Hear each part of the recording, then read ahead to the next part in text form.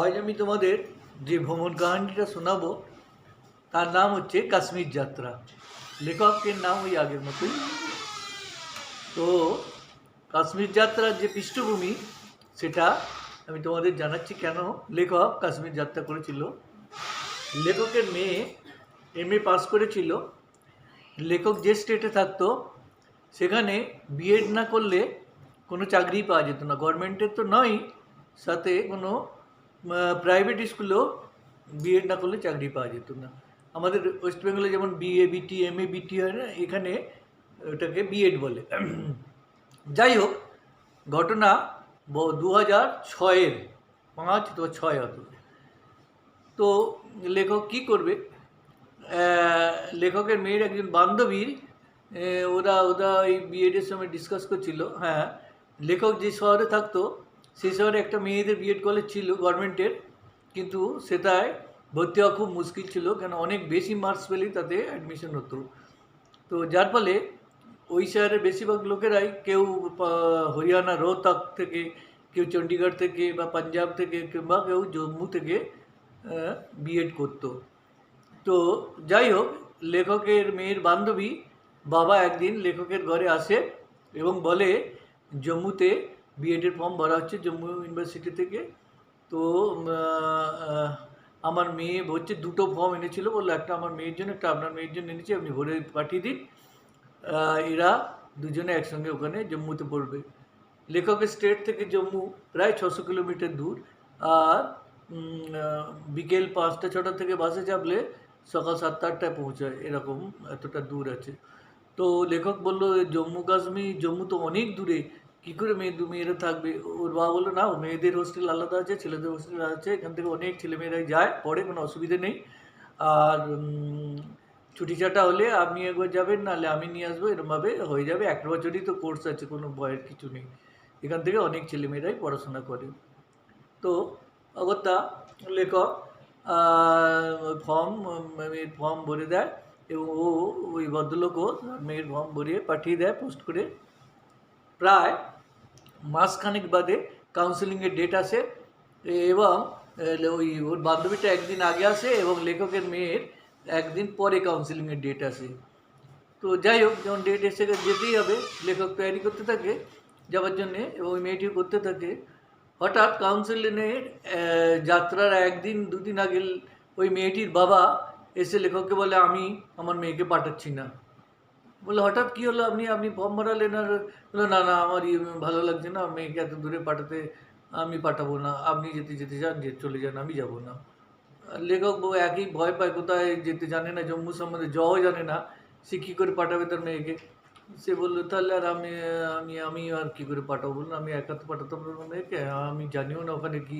আর তো তখন জম্মুতেও একটু আর উগ্রবাদী ঘটনা ঘটতোই, আতঙ্কবাদীদের, ওখানেও জম্মুতে হতো। রেখো এমনিতেই ভীষণ ভীতু ছিল, বললো ঠিক আছে, করতে হবে না। তো ক্যান্সেলই হয়ে যায়, ওর ডেট এসে চলে যায়নি। এখন লেখক তখন সার্ভিস করতো, আর তার অফিসে একজন উকিল ভদ্রলোক আসতো, যার সঙ্গে লেখকের একটু আধটু আলাপ পরিচয় ছিল। কথায় কথায় লেখক তাকে বলে যে এরকম তার মেয়ের ফর্ম ভরেছিল, বললো না। সে বললো কি বিএড করাতে চান? বলে হ্যাঁ। আরে আমার অ্যাসিস্ট্যান্ট তো করায় বিএড। লেখক বলে কোথা থেকে? বলে ওই কাশ্মীর থেকে। লেখক বলো ওরে বাবা, ওটা একদম আতঙ্কবাদীদের একদম জায়গা, ওটা তো সাংঘাতিক। বলে আরে কিছু না, ওরা স্টুডেন্টদের মারে না, স্টুডেন্টদের, কেননা যে ওই কলেজগুলো, বিএড কলেজগুলো তো মুসলমানদের, ওদের সঙ্গে আতঙ্কবাদীদের ষাটঘাট আছে, ওরা পয়সা দিয়ে দেয়, আতঙ্কবাদী স্টুডেন্টদের মানে না, যেখানে ওদের কামাই আছে মুসলমানদের, সেখানে আতঙ্কবাদী তাদের কিছু করে না স্টুডেন্টদের। আর ওই আমার অ্যাসিস্ট্যান্ট না, নিজের বউকে এবছর করিয়ে এনেছে, এবছর তার শালিকে নিয়ে করাতে যাচ্ছে। তুমি যদি ভরতে চাও তো ও করে দেবে, কিচ্ছু করতে হবে না, ওখানে যেতেও হবে না, শুধু পেপার দিয়ে আসলেই হবে। 1 মাস, পেপারে 1 মাস আগে যেতে হবে, প্র্যাকটিক্যাল ক্লাস হয়ে যাবে, তারপর পেপার হয়ে যাবে। তোমাকে কিছু করতে হবে না, ফিস ভরে দাও, ওই ভরে দিয়ে আসবে, আর সব কিছু ও করবে। তো লেখক বললো কোনো ভয় টয় নেই? বলে কিচ্ছু ভয় নেই, ও করে এসছে, ওখানে কিচ্ছু ভয় নেই, এখান থেকে অনেকে করছে।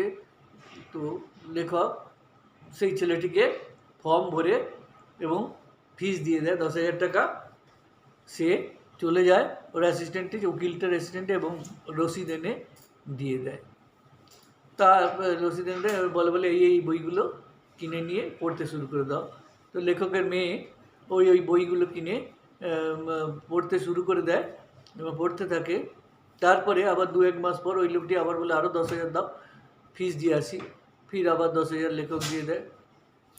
তার বলে রসিদ তুমি দাও, বললো রসিদ পরে ওখানেই একবারে দিয়ে দেবে। তারপরেও 2 মাস পর বলে আবার 10,000 দিন, দিয়ে আসি। 10,000 আবার দেয়। সেইটারও রসিদও দেয়নি লোকটি। যাই হোক, নির্ধারিত দিনে পেপারের সময় পেপারের 1 মাস আগে ওই ছেলেটি অ্যাসিস্ট্যান্টে বলে চলুন এবার যেতে হবে। তো লেখক বলে আমার মেয়েকে তো একা আমি ছাড়বো না, আমরাও সাথে যাব, আমি যাব, আমার স্ত্রীও যাবে, এবং আমার মেয়ে, আমার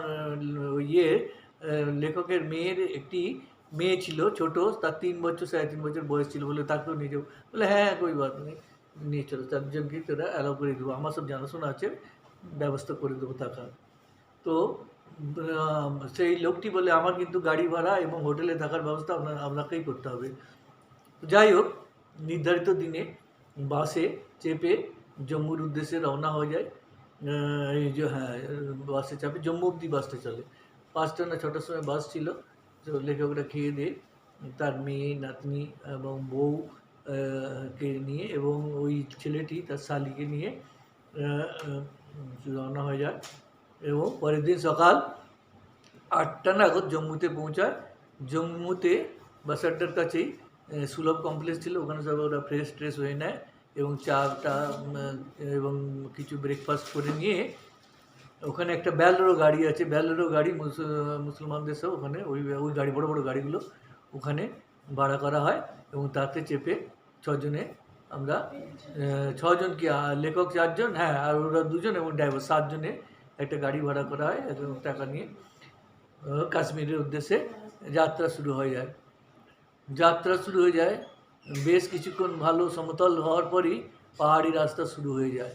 পাহাড়ি রাস্তা কীরকম, এত সাংঘাতিক রাস্তা, একটা সাইড তো ঠিক আছে, আর একটা সাইডে একদম খাই, কোনো কোনো জায়গায় দুটো সাইডেই একদম খাই, কোনো ঘেরা নেই, মানে বাস বা কিছু পড়ে গেলে তো কেউ ঠেকাবার মতো কিছু নেই, যে সাইডে সাইডে রেলিং হয়ে থাকবে বা কিছু বাঁচার কোনো উপায় নেই। আমরা যখন গিয়েছিলাম, মানে লেখকরা যখন গিয়েছিল বললো, সেই সময় কোনো কিছু ব্যবস্থা ছিল না। নিচে দেখলে খুব ভয় লাগে, পাহাড়ের উপর দিয়ে রাস্তা, আর নিচে বিরাট ভারী বড় খাই। তো যাই হোক, প্রায় 12টা 1টার সময় চন্দনবাড়ি না কোথাও একটা জায়গা আছে, সেখানে ওই টেম্পুটা দাঁড়ায় এবং ওখানে খাবার টাবার খাওয়া হয়, দুপুরের ভোজন করা হয়, করে আবার জল টল খেয়ে আবার রওনা হয়, এবং সন্ধে 7টা 7:30টার সময় শ্রীনগরে পৌঁছয়। বেশ ঠান্ডা ঠান্ডা। হ্যাঁ, যাত্রাটা হয়েছিল 31 মার্চের কাজ খতম করেই লেখক 1 এপ্রিলেতে বেরিয়েছিল। 31 মার্চ কমপ্লিট করে, সব অফিসেই তো 31 মার্চ থেকে ফাইন্যান্সিয়াল ইয়ার থাকে না, তো ওটা কমপ্লিট করে লেখকের অফিস ছুটি দিয়েছিল, অফিসার 1 মাসের বেশি ছুটি নিয়েছিল, প্রিভিলেজ লিভ যাকে বলে সেটা নিয়েছিল সে লেখক। তো প্রিভিলেজ নিয়ে 1 মাসের ছুটি নিয়ে ওখানে গিয়েছিল। তো লেখক তো খুব ভয় পাচ্ছিল, অফিসারকে বললো স্যার আর আসবো কিনা জানি না। বলে আরে না না না, ভয়ের কী আছে, অনেক লোক যাচ্ছে, সব অনেক করছে, অনেকে করে, অত ভয় পেও না। তো লেখক তো দুগ্গা দুগ্গা করে বেরিয়েছিল। যাই হোক, জয়পুরে শ্রীনগরে রাত্রে একটা হোটেল ভাড়া নেয়, মুসলমানদেরই হোটেল। তো লেখকরা একটা ঘর রুম, ওরা একটা রুমে থাকে। তো যাই হোক, ওখানে খাওয়া দাওয়া করে, আসলে কলেজটা ছিল শ্রীনগরে নয়, শ্রীনগর থেকে প্রায় 40-50 কিলোমিটার দূরে সোপোরে। সোপোর কিন্তু সেই সময় খুবই উগ্রবাদীদের আড্ডা ছিল, আতঙ্কবাদীদের। পরের দিন আবার ওই ব্যালেরো গাড়ি এরকম করে লেখকের পরিবার এবং ওই শালিকে নিয়ে ওই ভদ্রলোক, ওই ছেলেটি সোপোরে পৌঁছে যায়, এবং ওর কথাবার্তা বলাই ছিল। তো ওখানে যেতে ওদের বলে, এবং লেখকদের একটা রুম ওরা দিয়ে দেয়, এবং লেপ তোষক সব কিছু দিয়ে দেয়, হোস্টেলেই আর কি, মেয়েদের হোস্টেলেই দিয়ে দেয় একটি রুম, একদম পুরো খালি ছিল, পুরো ফ্যামিলি ওখানে থেকে যায়। এবং পাশের রুমটা তার সেই তো তখন 2-4 দিন খালি ছিল। ওই হোস্টেলে সবাই আর কি, ডিসেম্বর তো ভীষণ বরফ থাকে ওখানে, ওখানে যেতেই পারে না, তো এই 1 এপ্রিল, মার্চ তো এপ্রিল থেকেই ওই স্টুডেন্টরা আসা শুরু করে। তো যাই হোক, লেখকরা ওখানে যায় এবং সে লেপ তোষক দিয়েছে। লেপ তোষকগুলো ওয়ার্ডগুলো কাছে নিয়ে সব নোংরা নোংরাই ছিল। কী করা যাবে, লেখক কম্বল টম্বল নিয়ে গিয়েছিল, জ্যাকেট ট্যাকেট পরে। এপ্রিলেও তো ওখানে শীত, প্রথম 2-3 দিন তো খুব বৃষ্টি ওখানে, বাপরে বাপ, বৃষ্টি থামেই না, এত বৃষ্টি হচ্ছিল। হ্যাঁ, তো রাত্রিবেলা লেখককে কিন্তু বয়েজ হোস্টেলে যেয়ে থাকতে হতো, একটা রুম দিয়ে দিয়েছিল। ওই উকিলটাও, উকিলের অ্যাসিস্ট্যান্টে যে উকিলই ছিল, সে ওই বয়েজ হোস্টেলে একটা রুমে থাকতো। রাতটা লেখক ওই হোস্টেল থাকতো, আর সকালবেলা হলেই সে ওই মেয়েদের হোস্টেলে তার পরিবারের কামরাতে এসে যেত, এবং সারাদিন থেকে আবার রাত 8টার পর সে শোবার জন্য শুধু বয়েজ হোস্টেলে চলে যেত, এবং চান করা বা পায়খানা করার সময় বয়েজ হোস্টেলে ওই ল্যাট্রিন বাথরুম ইউজ করতো। যাই হোক, সেই উকিলটা 1-2 দিন থেকে সব পরিচয় করিয়ে দিয়ে এবং বলে সে চলে যায়। লেখক থাকতে থাকে। আর তখন লেখকের নাতনিটির বয়স 3-3.5 বছর বয়স। ওইখানে লেখকের স্টেটেরই নেক্সট জেলা, যেটা নেক্সট ডিস্ট্রিক্ট, তারই একটা সাব ডিভিশনের একটি মেয়ে ওখানে পড়তে আসে। দুটো ডিস্ট্রিক্ট পাশাপাশি বলে বেশ জানকারি হয়। মেয়েটি খুব ফরওয়ার্ড জাটেদের মেয়ে ছিল, এবং তার একটি বাচ্চা ছেলে ছিল, তার নাম কিট্টু। সে লেখকের নাতনির চেয়ে একটু বড় হবে, 1-2 বছরতে ও দুজনের খেলার সাথী হয়ে যায়। তো সারাদিন লেখক আর কী করবে, ওই নাতনিকে ABCD 1 2 3 4 আর এই অ আ ক খ এসব শেখাতো, সিলেটে লেখাতো। আর ফির কিছুক্ষণ পরে 9টা 9:30টার পর সে নাতনিকে নিয়ে, ওই কিট্টুকে নিয়ে এই মেয়েদের হোস্টেলেরই লাউঞ্জে, এখানে বৃষ্টির জল ভরেছিল, ওখানে অনেক ব্যাঙাচি জন্মেছিল। তো লেখকের নাতনি একদিন প্রথম দিন 5টা ব্যাঙাচিকে মেরে দেয়। তো কিট্টু এসে লেখককে বলে, আপনার নাতনি তো 5টা মেন্ঢককে মেরেছে, মেন্ঢকের বাচ্চাকে। তাই নাকি? হ্যাঁ রে, তুই মেরেছিস কেন? তো পাপ বলে, আমার পায়ের কাছে গিল করছে, আমি মেরে দিয়েছি ওকে। বলে, না রে, মারিস না, মারিস না। তো তারপরে মারিস না বলে লেখক ওখান থেকে ওকে নিয়ে চলে আসে। আবার পরের 2 দিন পর আরও 2টো মেন্ঢকের বাচ্চাকে মেরে দিয়েছে। ও কিট্টু আবার এসে বলে কি, আজ আবার 2টো মেন্ঢককে মেরেছে। আমি বলি, কে রে, কি তুই মারছিস কেন, করে পাপ করছিস কেন? বলে, আচ্ছা আচ্ছা, আর মারবো না দাদু, আর মারবো না। তো যাই হোক, তো লেখক কী করতো, সারাদিন থাকতো। খাবার, লেখকের স্ত্রী সকালবেলা কী হতো, ওখানে হোস্টেলে লুচি অথবা পরোটা, একটা তরকারি এবং চা দিয়ে দিত 7টার সময়। ঘন্টি বাজতো এবং লেখক যেত, নাহলে ওর স্ত্রী সবার জন্যই খাবার নিয়ে আসতো। লেখকের মেয়ে আর নাতনি তো যেতই না বেশিরভাগ, তো স্ত্রী এনে নিত খাবার টাবার সব কিছু, চাটা। আর নাহলে লেখকও মাঝে মাঝে যেত। পরোটা, ওরা সব ময়দারই খায় খাবার, কাশ্মীরি লোকেরা ময়দা, আটা জানে না। ময়দারি পরোটা, ময়দারি লুচি, ময়দারি রুটি, সব কিছু ময়দারি হয়, এবং ভাতও খায়। তো সকালবেলা ওইটা দিত, আর ফির সেই 1টা 1:30টার সময় ওরা ভাত দিত, ভাত তরকারি বা ঝোল এসব, এবং আবার রাত্রিরে 8টার আগে খাবার দিয়ে দিত। 3বার খাবার দিত। লেখকের স্ত্রী খাবার টাবার সব নিয়ে আসতো বেশি বেশি করে, মানে 4 জনের মতো অ্যামাউন্টের খাবার এরম নিয়ে আসতো, তরকারি বরকারি সব ও নিয়ে আসতো। আর ওখানে চান করার একটু অসুবিধে ছিল, 5 দিন 6 দিন বাদই চান করতো, কিন্তু ওই যারা ওই রান্না করতো তারা দয়া হলে একটু গরম জল দিত 8 বালতি, তবেই চান করা যেত। না লেখক তো 5 দিন 4 দিন 5 দিন ধরে চানই করতে পারতো না, ঠান্ডা ভীষণ। তো যাই হোক, এরমভাবে কাটছিল। আর লেখক কী করতো, এই গার্লস হোস্টেলের পিছন দিক দিয়ে একটা রাস্তা আছে, সেখান দিয়ে মাঠ, মানে ক্ষেতগুলো, ক্ষেতের সব জমিগুলো আমাদের ওয়েস্ট বেঙ্গলের মতোই আল দেওয়া ঘেরা, মানে প্রত্যেকটা প্লট জমির থেকে একটা জমিকে আলাদা করার জন্য যে একটা সংকীর্ণ রাস্তা হয়, তাকে হুগলি জেলার লোকেরা আল বলে। তো আল ধরে ধরে সে তার নাতনি কিট্টু এদের নিয়ে যেত অনেক দূরে বেড়াতে, সকালবেলায় 9টার পর ব্রেকফাস্ট করার পর। এবং ওখানে একটা ক্যানেল ছিল, যার মধ্যে জল ছিল না, শুকনো, ক্যানেলের ধারে বসে থাকতো অনেকক্ষণ ধরে, ওখানে বসে সময় কাটাতো। কী করে, সারাদিন তার হোস্টেলে বসা যায় না। ফির ওরা চলে আসতো। আসার সময় ওই মুসলমানদের অনেক দোকান থাকে, সেখানে ডিম সিদ্ধ বিক্রি হয়ে যেত, কেন খিদে পেতো। তো ডিম সিদ্ধ লুকিয়ে লিফাফায় করে নিয়ে আসতো। সে এনে কিট্টু কোনো দিন দেখে ফেলতো, ওর মাকে বলতো ওরা কিছু ডিম সিদ্ধ খায়, ওর মা বলছে তাই খান নাকি না, আমরা বলে লেখকের স্ত্রী বলতো না না না আমরা কিছু খাই না, বলে কিট্টু বলছিল। তো যাই হোক, আমরা লুকিয়ে লুকিয়ে খেয়ে আবার ডিমের খোলাগুলো আমরা বাইরে ফেলে দিয়ে আসতাম নেক্সট দিনে। তো এইভাবে চলছিল দিন। হ্যাঁ, আবার কোনো দিন লেখক তার নাতনি এবং ওই কিট্টু বা ওদের নিয়ে বড় রাস্তা, সোপরের যে বড় মেন রাস্তা দিয়ে ঘুরতে যেত। ওখানে সব মিলিটারি, একদম চারিদিকে মিলিটারিরা ঘুরতো। তো লেখক মিলিটারিদের নমস্কার টমস্কার করতো। তো একদিন একটা বাঙালি মিলিটারির সঙ্গে লেখকের দেখা হয়েছিল। তো লেখক বললো আপনি বাঙালি নাকি, বাংলা কথা বলছিল দুজনে। তো লেখক বললো আপনার বাঙালি, বললো হ্যাঁ হ্যাঁ। তো আমি বললাম এখানে কিছু ভয় টয় তো নেই, আমি রাস্তায় ঘুরছি। তো ওই ভদ্রলোক বললো না না আপনি তো, আমি এই লেখক আর কি কাশ্মীরি টুপির মতোই পড়েছিল শীতে, বললো না না আপনাকে তো দেখতে একদম কাশ্মীরির মতোই লাগছে, আপনাকে মারবে না, ভয় নেই আপনার। তো যাই হোক, লেখক ওই রাস্তাতেও মাঝে মাঝে ঘুরতো, সকালবেলা ভোরবেলা ব্রেকফাস্ট করার পর ওই নাতনিকে নিয়ে ঘুরতো। আর এইভাবে দিন কাটতে লাগলো। এদিকে 15-16 দিন হওয়ার পর ওই হোটেলের যে ডাইরেক্টর, তার ছেলে, এক ইয়াং ছেলে, সে বলে আপনার তো ফিস জমা পড়েনি। আমি বললাম কেন মশাই, আমি তো 30,000 টাকা ফিস দিয়ে দিয়েছি 3বারে, আমার কাছে কই রসিদ করে, বলে আমার 10,000 রসিদ আছে, বাকি আমার কাছে রসিদ নেই, ওই আপনাদের এজেন্টই তো আমাকে রিসিভ করেছে, তাকে আমি 20,000 দিয়েছি। না, ও 20,000ই জমা করেছিল, 10,000 ও নিজে খেয়ে গিয়েছিল। বলে 20,000ই জমা আছে, আপনাকে তো টোটাল বা কথা হয়েছিল 45,000 টাকার, তো আমরা 15,000 টাকা নিয়ে গেছিলাম। আমি বললাম না না আমি দিয়ে দিয়েছি, দেখুন আপনি ওদের জিজ্ঞেস করুন, ফোন করুন। ওই হোটেলের এই কলেজের মালিকের ছেলে কিছুতেই মানছিল না, কেন ওর সঙ্গে ওই উকিলটার খুব বন্ধুত্ব ছিল।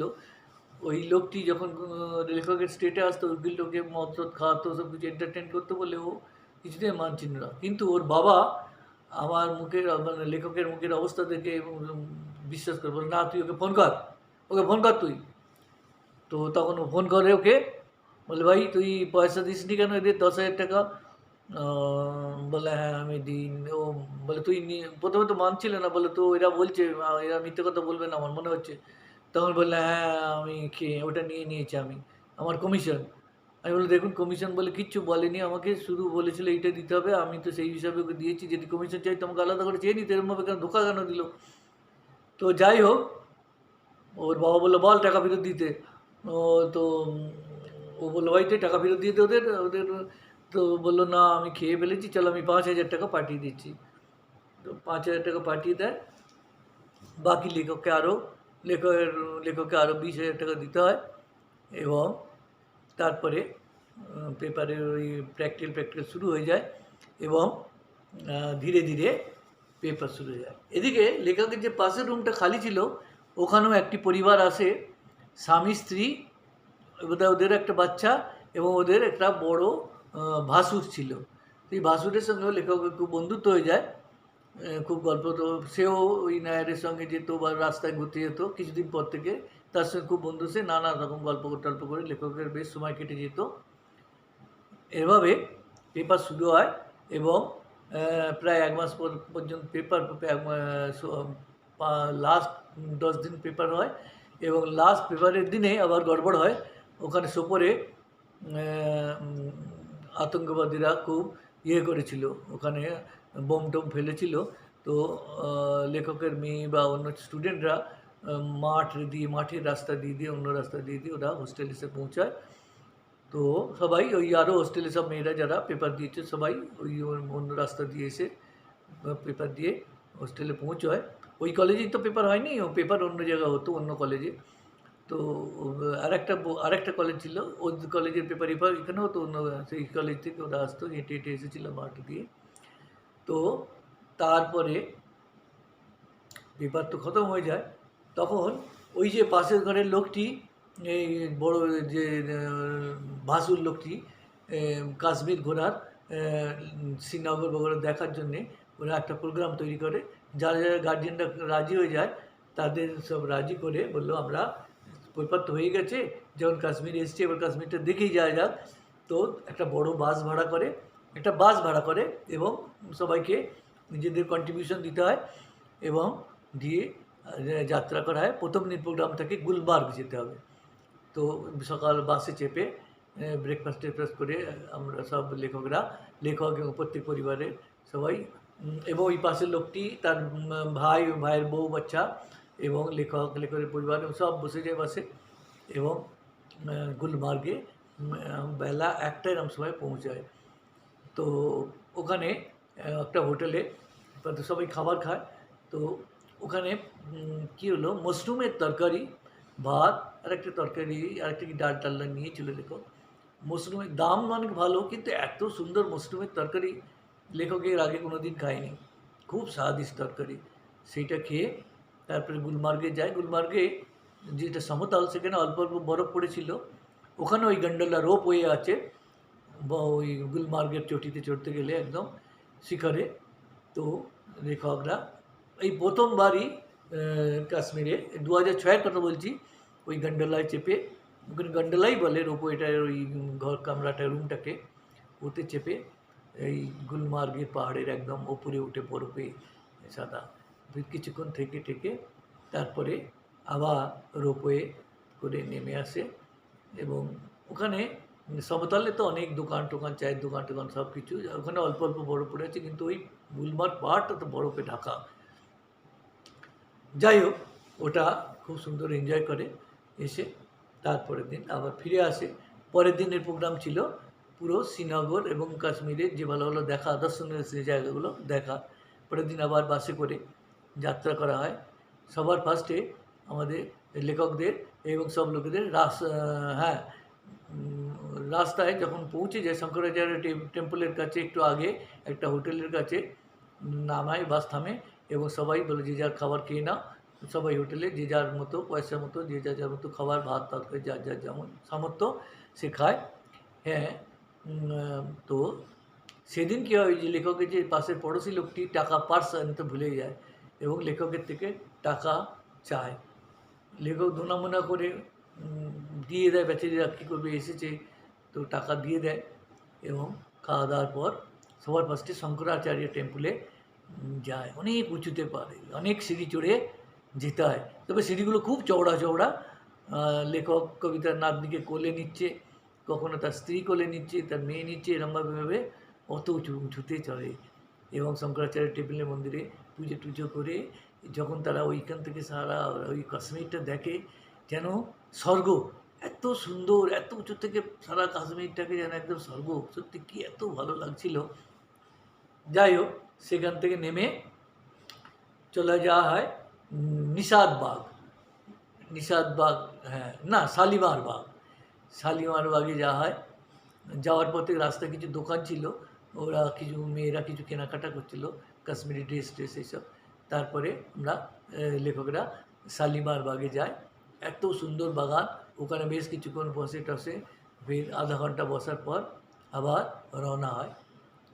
শালিমার বাগের বাদ যায় নিষাদবাগ, সেও এক অপূর্ব বাগান। মুঘল বাদশাহরা করেছে এইসব বাগানগুলি, এত সুন্দর সব বাগান। নিষাদবাগেও কিছুক্ষণ বসে থাকার পর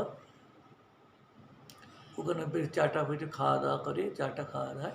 তারপরে নিষাদবাগ দেখার পর বলে এবার একটা সবচেয়ে সবার চেয়ে ভালো জায়গা হচ্ছে চরারে চিস্তি, মানে সেখানে একটা জল আছে, সেই জলটা খেলে নাকি খুব ভালো হজম হয়ে যায়, পেটের সব রোগ দূর হয়ে যায়। সে চরারে চিস্তি নিয়ে গেলো, সেটা অনেক উঁচু জায়গা আছে এটা। সেখানে পৌঁছে বিকেল হয়ে গেছে, একদম সন্ধ্যের সময়। সেখানে সেই চরারে চিস্তি একটা পশুর মুখ নাকি মানুষের মুখ থেকে জল বেরোচ্ছে, সেই জলটা ঈষৎ উষ্ণ। সেই জলটা খেলে সবাই পেট ভরে সেই জল খায় এবং জলটা বলে খুবই ভালো, নাকি খুব উপকারী জলটি, মাটির তলা থেকে আসছে। তো সেইটা খেয়ে চরারে চিস্তির উপরে সেই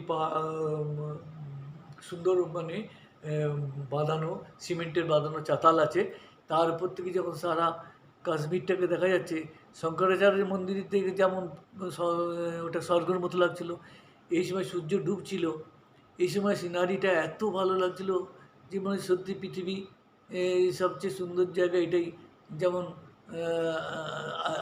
বলেছিল না শাহজাহাঁ, যে পৃথিবীতে যদি কোথায় বেস্ট হয় তো এই यहाँ पर ही है।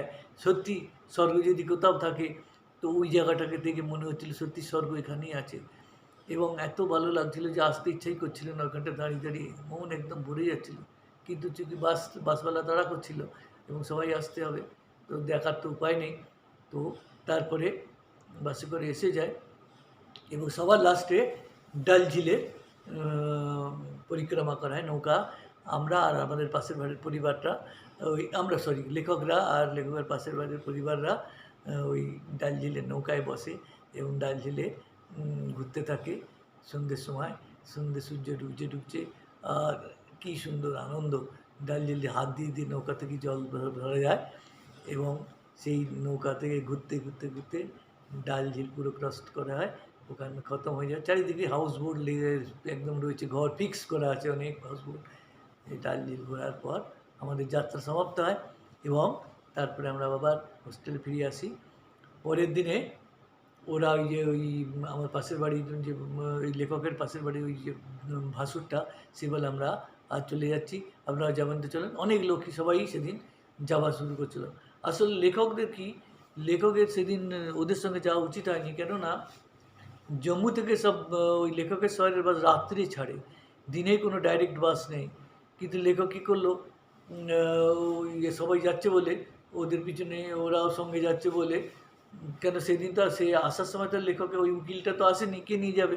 তাই এত দল বেঁধে যা সবাই যাচ্ছে, ওরা বললো যে কিছু না, আপনি জম্মু থেকে বাস নিন অমৃতসরে, অমৃতসর থেকে আপনার স্টেটের বা আপনার জেলার বাসে পেয়ে যাবেন। তো ওদের কথা শুনে লেখক তো ওই রাত্রে বেরোলো গাড়ি নিয়ে, ওখান থেকে শ্রীনগর সোপোর থেকে যাওয়া রান্না হয়, সারা রাত যাত্রা করে এবং সকালবেলা শ্রীনগরে পৌঁছায়। শ্রীনগরে পৌঁছে চাটা খাওয়ার পর ওরা তো ওদের বাসে চড়ে, ওরা কোথাকার জানি না, অমৃতসর না কোথাকার, অমৃতসর বা ওরা কি, ওরা অন্য একটা বাসে চড়ে বলে আমরা যাচ্ছি, আপনারা চলে যাবেন। তো লেখক কী করে, অমৃতসরের বাসের টিকিট কাটে এবং অমৃতসরে বাসে বসে যায় এবং সেখানে বসে তারপরে বাসে চড়ে যায়। তো বাসটা প্রায় 12টা একটা সময় অমৃতসরে পৌঁছায়। এদিকে লেখকের কাছে কম্বল টম্বল এত ভারী বেডিং ছিল, সে এত ভারী বোঝা, আর 3-3 বার বাস পাল্টানো। তারপর অমৃতসরে নেমে লেখক আবার কী করলো, অমৃতসর থেকেও লেখকের ডিস্ট্রিক্টে যাওয়ার কোনো ডাইরেক্ট বাস নেই, সেখান থেকে আবহর পর্যন্ত একটা বাস আছে।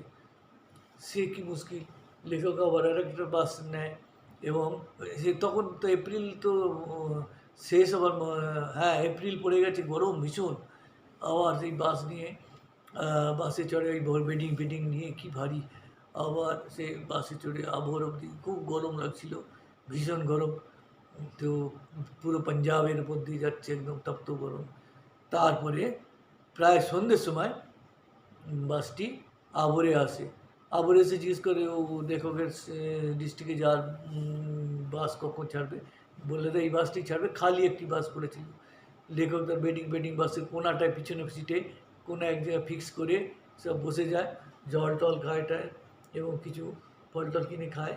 তারপরে ধীরে ধীরে বাসটা ভরে এবং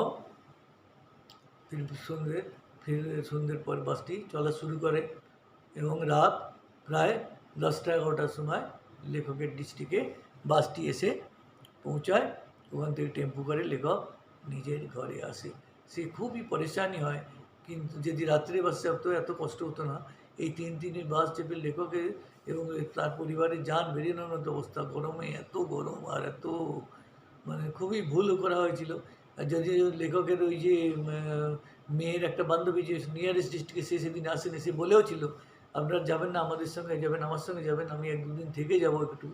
তো লেখক আর থাকতে চায়নি।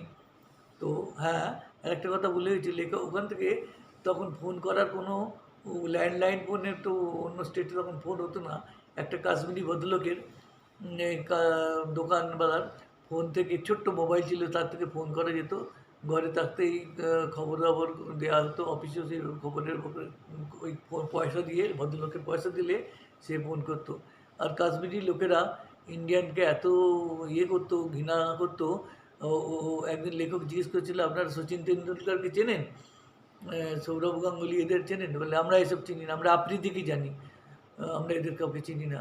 ওরা ইন্ডিয়ান গভর্নমেন্টকে, ইন্ডিয়ান আর্মিকে হেট করতো, ভীষণ ঘৃণা করতো। বলতো আমাদের উপর অত্যাচার করছে, হ্যান করছে, ইত্যাদি ইত্যাদি।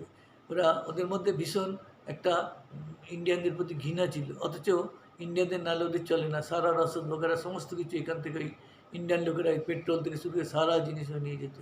আর একটা কথা বলি, সোপরে দেখে লেখক, ওখানে লোকেরা খুব বড় লোক, সারা দুতলা টিনের বাড়ি টাড়ি, খুব সব বড় লোক। সব গরিব তো দেখলাম না, সব লোকই দেখলাম বেশ বড় লোক। আর কিছু লোক কাটে, বাকি সব ঘর দুয়ার এত দারুণ, এক একটা সব কাঠের আর টিনের চালের ঘর, আর সব সুখ সুবিধা পরিপূর্ণ সব। ওরা ইন্ডিয়ানদের গালাগালি তো করে, কিন্তু দেখলাম বেশ পয়সাওয়ালা এরা। জম্মু কাশ্মীর, সোপরের মতো একটা শহরেই লোকেদের এত পয়সা। তো যাই হোক, লেখকের যাত্রা পুরো হয় এবং অনেক কষ্টের পর তারা ঘরে পৌঁছায়। তো লেখকের কাশ্মীর যাত্রার গল্প এখানেই শেষ হলো। আপনাদের কেমন লাগলো লাইক করুন, শেয়ার করবেন আর সাবস্ক্রাইব করবেন। আর কিছু বলতে হলে ক্ষমা করবেন। ধন্যবাদ।